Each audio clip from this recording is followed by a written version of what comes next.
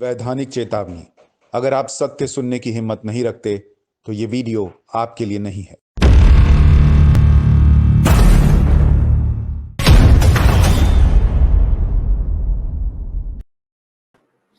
नमस्कार, बहुत स्वागत आप सभी का। मैं हूं सुशांत सिन्हा। आज के इस वीडियो में बात कि कैसे अरविंद केजरीवाल के सामने सीबीआई नाम की एक नई मुसीबत आकर खड़ी हो गई है और क्या उनके एक और मंत्री और उनके खासम खास मनीष सिसोदिया जेल जाएंगे और क्या वो लंबा अंदर रहेंगे, इसको लेकर प्रश्न पूछे जा रहे हैं। और ये प्रश्न क्यों पूछे जा रहे हैं, इसका आज आपको इस वीडियो में जवाब दूंगा। वो डॉक्यूमेंट्स, वो जानकारी क्या कहती है, वो आरोपों को लेकर जो मनीष सिसोदिया पर लग रहे हैं, दिल्ली के उप मुख्यमंत्री पर लग रहे हैं, अरविंद केजरीवाल के राइट हैंड पर लग रहे हैं, और बड़ी गंभीरता के साथ कहूंगा कि आरोप गंभीर हैं और सीबीआई जांच करेगी। और अगर इसमें सच्चाई निकल आई तो फिर मनीष सिसोदिया के लिए मुश्किलें बहुत बढ़ जाएंगी, क्योंकि पहले ही अरविंद केजरीवाल के खासम खास सत्येंद्र जैन जेल के अंदर हैं और अब मनीष सिसोदिया का अंदर जाना उनके लिए, अरविंद केजरीवाल की पॉलिटिक्स के लिए बहुत डैमेजिंग हो जाएगा, क्योंकि उनकी सारी पॉलिटिक्स ईमानदारी के इर्द गिर्द बुनी गई है। लेकिन मैं इस पर आऊं कि आरोप क्या कहते हैं, क्या होगा नहीं होगा, उससे पहले आपको दिखाता हूं एक तस्वीर। और ये खबर मैंने आपको वीडियो बनाकर भी दिखाई थी। Manish Sisodia will soon be arrested in fake case, Delhi CM Arvind Kejriwal. और ये 2 जून की बात है। 2 जून को अरविंद केजरीवाल ने कह दिया था कि मनीष सिसोदिया अरेस्ट होने वाले हैं, तब सत्येंद्र जैन अरेस्ट हो गए थे। और अरविंद केजरीवाल ने प्रेस कॉन्फ्रेंस करके कहा था कि भाई मुझे जानकारी मिल गई है, ये लोग मनीष के खिलाफ केस तैयार कर रहे हैं और अब मनीष अरेस्ट होने वाले हैं। 2 जून को कहा। आज हम 22 जुलाई पर खड़े हैं और मनीष सिसोदिया की गिरफ्तारी जो है वो लोगों को सामने दिख रही है कि हो सकता है गिरफ्तारी हो जाए, क्योंकि जो आरोप लग रहे हैं वो दिल्ली के चीफ सेक्रेटरी और एलजी ने खुद कहा है कि भैया जांच कीजिए, इन आरोपों में दम लग रहा है। कोई इधर उधर से किसी पॉलिटिकल पार्टी ने या किसी एक्टिविस्ट ने लगा दिया हो, वैसी चीज नहीं है। तो अरविंद केजरीवाल ने भविष्यवाणी पहले ही की थी। क्या उनको पता था कि जो आरोप लग रहे हैं वो सामने आएंगे, या वो वाकई सही कह रहे थे कि भाई उनका कोई खबरी अंदर बैठा है एलजी ऑफिस में जो बता रहा है कि ऐसा होने वाला है? अब तो वो जो भी हो, लेकिन मनीष सिसोदिया पर जांच तो आ गई। और उन्होंने तब कहा था कि I had learned from reliable sources a few months back that Satyendra Jain was going to be arrested in fake case, and now I have learned from the same sources that Manish Sisodia is going to be arrested in the next few days in another fake case. मतलब उन्होंने पहले ही कह दिया था कि मनीष सिसोदिया पर जब जांच आए तो आप मान के चलिएगा कि वो केस है, फेक केस है। मतलब उन्होंने पहले ही क्लीन चिट दे दी थी। खैर, अभी क्या हुआ है आपको जल्दी से बता देता हूं। Arvind Kejriwal deputy named in lieutenant governor's call for new CBI probe, directly naming Delhi's Deputy Chief Minister Manish Sisodia. The Lieutenant Governor said the report indicates substantial financial favors at the top political level. यानी जो अरविंद केजरीवाल जी की ईमानदारी की politics है उस पर बड़ा dent लग रहा है इन आरोपों के आधार पर, जिसमें एलजी, दिल्ली के एलजी कह रहे हैं कि सीबीआई जांच करे, और वो सीधे सीधे मनीष सिसोदिया का नाम लिख रहे हैं कि इन्होंने कई लोगों को फायदा पहुंचाया, आर्थिक फायदा पहुंचाया। और उसमें क्या जानकारी निकल कर आ रही है और क्या चिट्ठी में लिखा है वो आपको बता देता हूं। सारा मामला जो आबकारी नीति है, जो दिल्ली में हालांकि जो लोग बाहर से आते हैं वो बड़े खुश रहते हैं, एक शराब की बोतल खरीदिए दूसरी मुफ्त मिल जाती है, तो वो वैसे ही बम बम चलते हैं। लेकिन इस शराब की जो नीति है, आबकारी नीति जो है, उसको लेकर क्या स्थिति थी, उस पर लेफ्टिनेंट गवर्नर ने गंभीर आरोप लगाए। वो कह रहे हैं Delhi's Lieutenant Governor Vinay Kumar Saxena today recommended an investigation by probe agency Central Bureau of Investigation into the Arvind Kejriwal-led government's contentious new excise policy.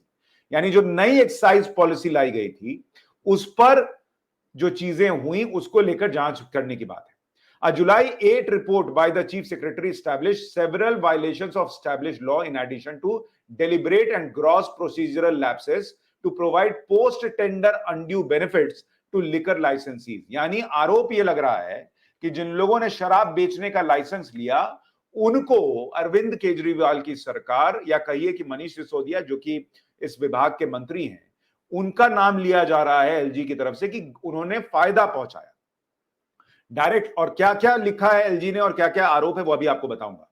Directly naming Delhi's Deputy Chief Minister Manish Sisodia, the Lieutenant Governor said the report indicates substantial financial favors at the top political level.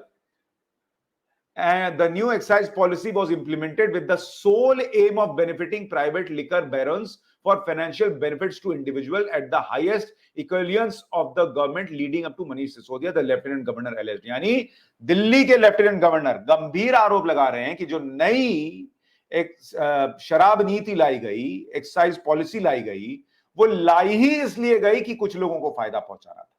तो बहुत गंभीर आरोप है, और चूंकि मनीष सिसोदिया का direct नाम ले रहे हैं तो इसलिए भी मामला गंभीर हो जाता है। हालांकि अरविंद केजरीवाल जी ने सामने आकर कह दिया है, अभी रिपोर्ट में क्या लिखा है अरविंद केजरीवाल जी ने वो आपको माफ कीजिएगा एलजी ने, वो आपको बताऊंगा, लेकिन उससे पहले अरविंद केजरीवाल आए और कहा no one more honest than Sisodia says Kejriwal after LG call for CBI probe.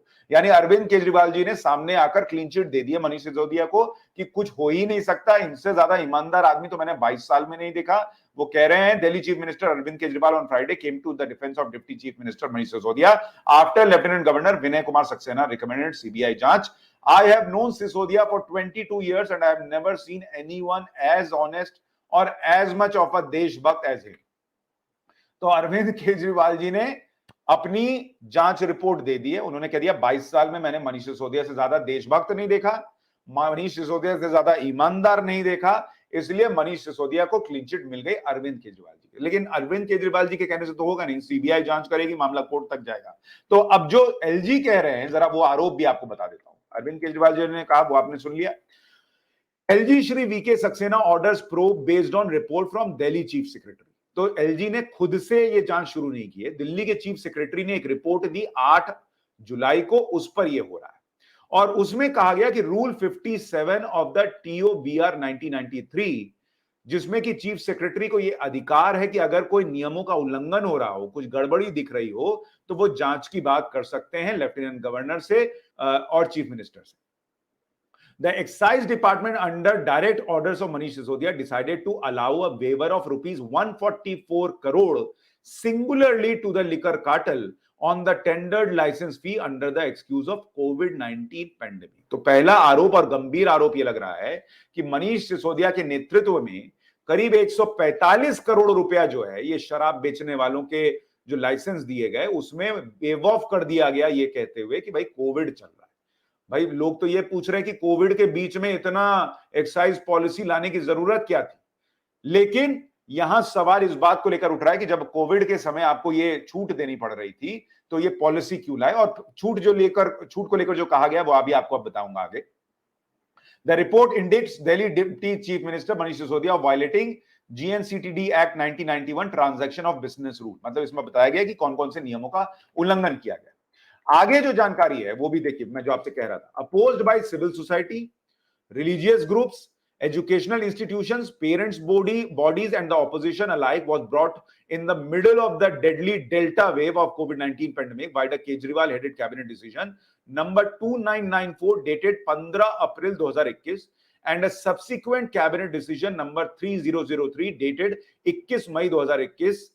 It was done so with the sole aim of benefiting private liquor barons। मतलब कहा जा रहा है कि सिविल सोसाइटी ने विरोध किया, रिलीजियस ग्रुप्स ने विरोध किया, एजुकेशनल इंस्टीट्यूशंस ने विरोध किया, पेरेंट की बॉडीज ने विरोध किया। लेकिन जिस वक्त कोरोना की दूसरी और भयंकर डेल्टा लहर आई हुई थी, उस वक्त दिल्ली की सरकार एक एक्साइज पॉलिसी लेकर आई जिसमें आरोप है एलजी की तरफ से कि भाई वो सीधे सीधे जो है वो शराब बेचने वालों को फायदा पहुंचाने के लिए, ये एलजी का आरोप है। आगे जो आरोप लग रहे हैं उसको लेकर जो जानकारी है वो कहती है कि it is pertinent to note that even as migrants were leaving the city due to lack of basic subsistence income, street vendors were facing challenge to their livelihood. Dhabas, restaurant सब बंद थे, जिम बंद था, लोग शहर छोड़ कर जा रहे थे। उस बीच 144 करोड़ से ज्यादा की रकम जो है वो लिकर कार्टेल को फायदा पहुंचाने के लिए कोविड पैंडेमिक के नाम पर माफ कर दी गई। ये बड़ा आरोप लग रहा है और उसमें नियमों का उल्लंघन हुआ, ये आरोप लग रहा है। अब आपको देखिए इसमें आगे बताता हूं क्या जानकारी। कहा जा रहा है कि the decisions in question were taken at the level of the minister in charge Manish Sisodia who also holds the excise portfolio. यानी निर्णय मनीष सिसोदिया के लेवल पर लिए गए, ये आरोप है, without even taking the cabinet into confidence. कह रहे हैं कि कैबिनेट को भी कॉन्फिडेंस में नहीं लिया और मनीष सिसोदिया ने सारे निर्णय ले लिए. Subsequently, in a hoodwinking hogwash, Sisodia got the cabinet to take a decision authorizing him to make minor changes within the overall framework of the policy in the interest of its implementation. मतलब आरोप ये लग रहा है कि cabinet से ये अधिकार ले लिया गया कि मनीष सिसोदिया जो एक्साइज पोर्टफोलियो रखते हैं वो कुछ ऊपर नीचे कर सकते हैं पॉलिसी में फायदे के लिए, उसके बेहतरी के लिए, और उसको लेकर और ये सारी चीजें कर दी गई. However, despite the cabinet decision being flagged negatively by the then LG and a subsequent cabinet decision withdrawing its earlier decision of authorizing Sisodia on 21 May 2021, the decisions under question continue to be brazenly implemented by the excise department solely on the approval of Sisodia. मतलब आरोप ये लग रहा है कि cabinet ने से ये ले लिया गया भैया पावर कि भाई हम मुझे थोड़ा ऊपर नीचे चेंज करना है और ये बेहतरी में है, करने दीजिए. एलजी ने कहा कि ये नियमों का उल्लंघन है, ऐसा नहीं होना चाहिए. कैबिनेट का वो निर्णय वापस हो गया, बावजूद इसके एक्साइज डिपार्टमेंट वही करता रहा जो वो करना चाहता था. मनीष सिसोदिया के नेतृत्व में ये आरोप लग रहा है. तो ये बड़े गंभीर आरोप हैं और इसीलिए सीबीआई जांच की बात हो रही है. When it became evident that the blatant hoax being run was about to be called out in light of inquiries and the note from the Chief Secretary to the Chief Minister under Rule 57, the illegal decisions taken in the past were attempted to be legalized by getting the stamp of a post facto cabinet decision on as recently as on 14 July 2022, which in itself was in violation of laid down rules and procedures. मतलब कहा यह जा रहा है कि जब ये लगने लग गया कि अब तो जांच होगी और सारी चीजें सामने आ जाएंगी, तो पिछली डेट से कैबिनेट का अप्रूवल ले लिया गया जो कि खुद नियमों का उल्लंघन है. ये आरोप लग रहा है. ऐसी चीजों के आरोप है कि सुनिएगा तो कान से धुआं निकल जाएगा. कहा जा रहा है कि ये जो एक अर्जेंट मीटिंग बुलाई गई, the हरीडली convened urgent meeting of the cabinet on 14 July 2022 was called at 2 p.m. with a notice reaching the chief secretary who is also the ex officio secretary of the cabinet. मतलब 2 बजे chief secretary को पता चल रहा है, 2 बजे meeting होगी, ये चीफ सेक्रेटरी को पता चल रहा है सुबह 9:32 पर. और कहा जा रहा है कि भाई जो नियम है कि लेफ्टिनेंट गवर्नर को और कैबिनेट की मीटिंग के बारे में जो पता होना चाहिए, कैबिनेट नोट और एजेंडा जो है वो 48 घंटे पहले पता होना चाहिए. कोई बहुत स्पेशल चीज हो तब जाकर जो है वो ये ऐसा हो सकता है. लेकिन in this case the cabinet note agenda was received in the LG secretariat at 5 p.m. well after the meeting had happened and decided to bail out Sisodia. मतलब आरोप लग रहा है कि जब मनीष सिसोदिया को बचाने के लिए कैबिनेट मीटिंग हो गई उसके बाद एलजी को बताया गया कि भैया ऐसा ऐसा किया गया है. तो ये भी आरोप गंभीर है. उसके बाद देखिए, in this regard it is to inform that the major changes in annual license fee and changes in methodology to calculate the license fee were approved by cabinet decision number 3009 dated 23 June 2021, but this matter was not submitted for the opinion of lieutenant governor. मतलब annual license fees जो होगी उसमें फेरबदल कर दिया गया और LG से अप्रूवल नहीं लिया गया, ये भी आरोप है.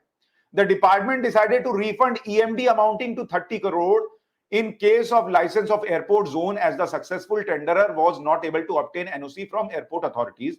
However, Rule 48(11)(b) of the Delhi Excise Rule 2010 provides that the successful tenderer should complete all formalities for grant of license, failing which all deposits made by him shall stand forfeited to the government. मतलब कहा जा रहा है कि जो licence लेने वाला था, जिसको एयरपोर्ट जोन में शराब की दुकान खोली थी, उसको एनओसी नहीं मिल पाया एयरपोर्ट अथॉरिटी से, तो उसका 30 करोड़ रुपया वापस कर दिया गया जो जमा कराया गया था.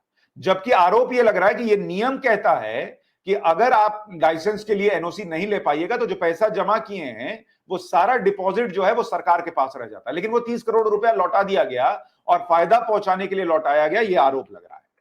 इसके अलावा department vide order dated 8 November 2021 without the approval of the competent authority revise the formula of calculation of rates of foreign liquor and remove the levy of import pass fee ₹50 per case on beer.